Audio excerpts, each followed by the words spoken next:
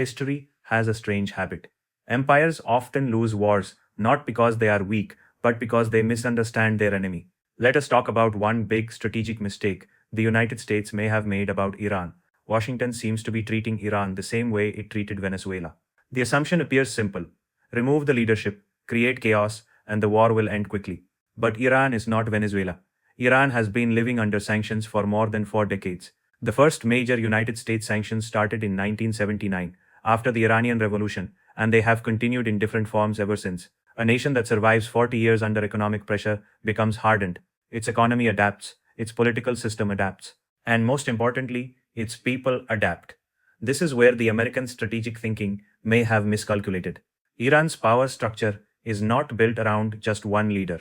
Unlike many regimes, the system includes the supreme leader, the Revolutionary Guard, regional commanders, religious networks, and multiple parallel institutions.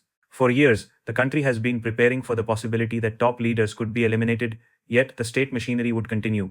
In simple words, removing one person does not collapse the system. Now add another reality. Iran sits next to the Strait of Hormuz, the narrow maritime passage through which roughly 20% of the world's oil supply travels every single day. If that choke point is disrupted, the entire global economy feels the shock. That is why this conflict is fundamentally different from the Russia-Ukraine war.